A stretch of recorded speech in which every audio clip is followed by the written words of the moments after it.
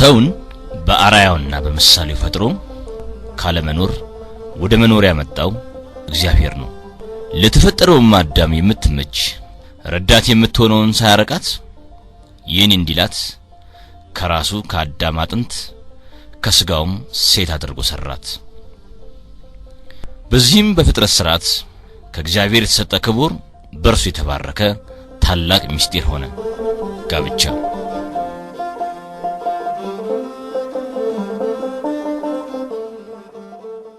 የጋብቻ ለመስተካከል እየኖርንባት ያለችውን ምድር የማትረጋጋና የተረበሸች መንደር አድርጓታል። የማህበራዊ ህይወት ተሰስሯን በጥሶ በተጋቢዎች መካከል መተማመን ርቆ በጥርጣሬ ንጹህ ፍቅር መስጠት ነፍቆ አስደሳች የፍቅር ጅማሬ አሳዛኝ አጨራረስን እያስከተለ ተጽዕኖ ሁለንተናዊ ሆኗል።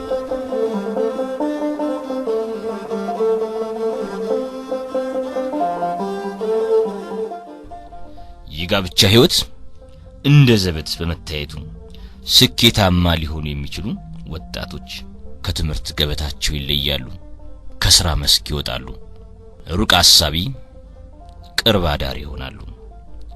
ሮጠው ሳይጠግቡ መሪ መካሪ ጠባቂ አጥተው ለበሽታ ይጋለጣሉ። ጎዳናዎችን በሐዘን ሞልተው በስነ ልቦና ቀውስ በቀቢጸ ተስፋ ተውጠው ኑሯቸውን ይገፋሉ።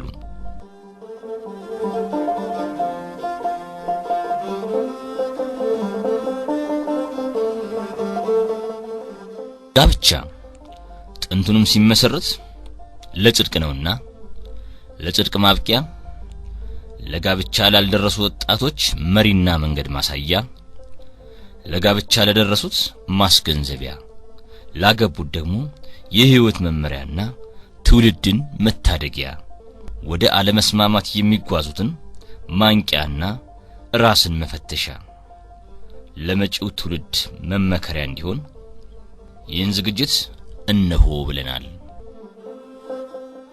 ጋብቻ ችግር አለው? አዎ። ግን ችግሩ ከብቸኝነት ያነሰ ነው። ያ ማለት ምንድነው የሚያሳየን? እንግዲህ ትዳር ፈተናው ብዙ ነው።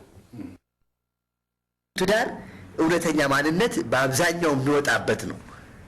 እኔ እንደው ቅሩ እንዳሰዩብኝ የሚዝረከረክበት ብሎ የሚሻለው ዓለም አቀፋዊ ሚና ሆኗል ማለት ብንችል ማጋነን አይደለም። ስጋዊ አነሳስ ካለው ያ ሲያልቅ ውስጣቸውም አብሮ ያልቃል። ከጋብቻ በፊት የሚደረግ ግንኙነት ፍሽካ ሳይነፋ ሩጫ ነው። በዓለም ላይ 36 ሚሊዮን ውርጃዎች ይካሄዳሉ። መልስ ክልክል የሚባሉ ጨርሶ እዚህ ከተማ አካባቢ የተፈጠሩ ናቸው።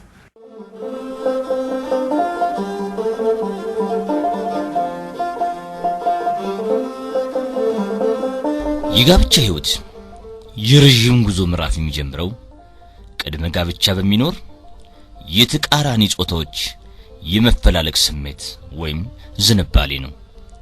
ለመሆኑ ይህ ዝንባሌ ከክርስትና አንፃር እንዴት ይታያል? እንግዲህ የተጠየቀው ጥያቄ የሰውን የወዲህኛውን ዓለም ህይወት የሚመለከት ነው። ጋብቻ ሁለት ተቃራኒ ጾታዎች ተቃራኒ በትክክል ተተርጉሞ ከሆነ ብዬ ነው። ሁለት ተቃራኒ ጾታዎች ማለትም ወንድና ሴት አብረው የሚኖሩበት ተስማምተው ተፋቅረው የሚኖሩበት ነው። ይሄንንም የመሰረተ የነገሮች ሁሉ መስራች እግዚአብሔር ነው። እንግዲህ እግዚአብሔር ሔዋንን ለአዳም ሲፈጥር ለምን እንደምታስፈልገው ያውቃል። የአዳም ቅርጽ ምን አይነት ነው ሔዋን አታውቁም ነበር ከመፈጠሩ በፊት። ያንን አካል ግን አመቻችቶ ለሷ አካልና ለሷ አካል እንዲመች አድርጎ የፈጠረ እግዚአብሔር ነው። ይሄን ሳናፍር ደፍረን ልንናገረው የሚገባ እግዚአብሔር የሰጠን ጸጋ ነው። ይሄ እግዚአብሔር ውስጥ የፈጠረው የመፈላለግ ታላቅ ጸጋ ነው። ፍላጎቱ መነሳቱ በራሱ ኃጢያት ነውን? አይደለም። መራብ እኮ ኃጢያት አይደለም። መጠማት ኃጢያት አይደለም። መበረድ ኃጢያት አይደለም። እንደዛ ከሆነ የሚራበውን አካል የፈጠረው እግዚአብሔር ነው ተጠያቂው። የሚጠማውን አካል የፈጠረው እግዚአብሔር ነው ተጠያቂው። ውሃን ሲፈጥር የሚያጣራ ኩላሊት፣ አየርን ሲፈጥር የሚተነፍስ ሳምባ፣ እህልን ሲፈጥር የሚፈጭ ጥርስና ሆድ፣ የሚሸከም ወደ የሚፈጭ ጥርስ አዘጋጅቶ ነው። ትልቁ ነገር ለምሳሌ ጾም መሻር ኃጢያት ነው። መብላት ኃጢያት ነው ይላል አይደለም።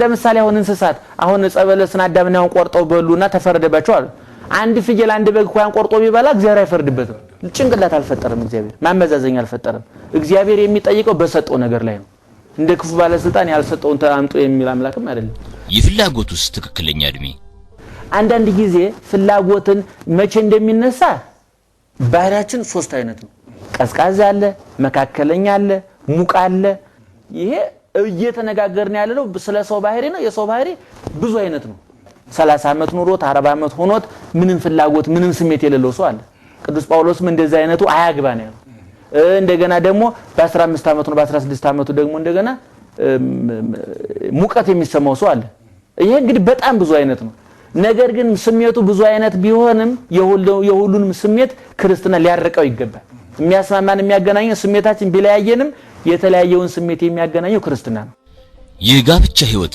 ጽኑ መሰረት የሚጣለው የትዳር ጓደኛን በማግኘት ነው ይህ ህይወት ከየት ይጀምራል ምርጫ ከየት ይገኛል ቢባል ሊረቅብን ካልቻለ ከወቅቱ ጋር አይሄድም ካላልን በስተቀር አንደኛ ሰው ምርጫውን የሚያገኘው ከእግዚአብሔር ነው እግዚአብሔር ሚስትን ይመርጣን እግዚአብሔር ባልን ይመርጣን ለዚህ ቁርጠኝነት እምነት ያስፈልጋል የመጀመሪያው የሰው ልጅ ታሪክ የሚያስረዳ ይሄን ነው የሰው የፍጥረት አባት አዳም ሚስቱን መርጦ ትገባኛለች በምን መልኩ ሔዋን ለኔ ትሆናለች ብሎ አስቦበት በምርጫ የገባበት አይደለም ይሄ ትምህርት ነው ጋብቻ በእግዚአብሔር እንደሚጀመር ሚስትም ባልም ከእግዚአብሔር እንደሚገኝ የመጀመሪያ ትምህርት ነው እና ከእግዚአብሔርም ምርጫ አለ ነው እግዚአብሔር ሰጠኛም ብሎ ማመን እግዚአብሔር ሰጠኛም ብሎ መታመን ካለ የመጀመሪያው ምርጫ ከእግዚአብሔር ይሆናል ሁለተኛው እንደነበረው እንዳገራችን ባህል ምርጫ ከወላጆቻችን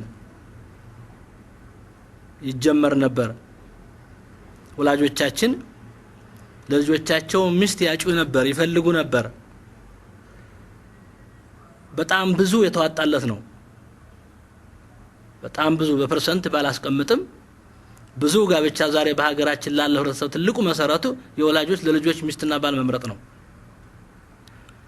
እንግዲህ አሁን ጋር አይሄድም ሊሆን ይችላል በያለሁ ማነጻጸሩ ግን ይጠቅማል ሁሉ ጊዜ ያለፈን ነገር መኮነኑ ወደ የትም ማያደርስም በጎጎን ሊኖረው ከቻለ መጠቀም ይቻላል ቢያንስ ወላጆቻችንን እኛ ባለቤት ሆነን ማወያየት ወላጆች እንደ ከፍተኛ የልጆች ባለቤቶች ነው በውይይቱ ትልቁን ድርሻ ቢይዙ ለምርጫ ትልቅ መስፈርት አለው እየገመታለሁ ሙሉ ለሙሉ መውሰድ እንኳን ዘመኑ ባያስኬድ ሌላውና ሶስተኛው ሰው በራሱ ድርሻ አለው በራሱ ማስተዋል በራሱ ጸሎት በራሱ እምነት ደግሞ ቦታውን የማይቅ ነገር ቢኖር እግዚአብሔር ነው እግዚአብሔር በራሱ ጊዜ በምርጫ ውስጥ አለ እግዚአብሔር በወላጆች ላይ አድሮ ይመርጣል እግዚአብሔር በሰውየው በራሱ ምናልባት የወላጆች እድል የለው ልጅ ሊኖር ይችላል በሶስቱም ቦታዎች እግዚአብሔር ሆኖ እጮኝነቱን መመስረት ማረጋገጥ ይቻላል መቼ የሚለው መስፈርት አንደኛው እድሜ ነው እና ኢኮኖሚያዊ ዝግጅት በአሁኑ ሰዓት እንግዲህ የግብርናውን ዓለም ተተን ወደ ከተማው ዓለም ስንመጣ ጋብቻ ለመመስረት ወደ እጮኝነት ውስጥ ለመግባት የኢኮኖሚ ዝግጅት ትልቁን ቦታ ይዘዋል እግዚአብሔር ሳይተው ወላጆችም ሳይተው የራስ ድርሻ ኢኮኖሚያዊ ህይወቴ ጋብቻን መመስረት ይችላል ወይ ልጅ ወልጄ ማሳደግ ይችላል የሚለው ግንዛቤ ከስራ ጋር ከኢኮኖሚው በመጠኑ በጣም የሚመለክ ሀብት ሳይሆን የሚንዛዛ ሀብት ሳይሆን ቤተሰብንና ራስን መኖር የሚያስችል ነገር ሊታሰብ ይገባል መንፈሳዊ ዝግጅት በጋብቻ ህይወት ውስጥ የሚመጡ መከራዎችን ተሸክሞ መኖር ይችላል ወይ ቅዱስ ጋብቻን ማስተናገድ ይችላል ወይ ይሄ ከመንፈስ የሚመነጭ ነው ከስጋ አይመነጭም ስጋ ሁሉ ጊዜ ስሜታዊ ነው ስጋ ችኩል ነው ፈልግ ይጀምራል ፈልግ አቋርጦ ሊወጣ ይችላልና መዝለቅ ይችላል ወይ ማሰብ ከመንፈሳዊ ዝግጅት ነው አይምሮአዊ ዝግጅት ሁሉ ጊዜ የምንናገረው ነው አይምሮ ለዚህ ነገር ማዘጋጀት እነኚህ መቼ የሚሉትን ነገር ይዛሉ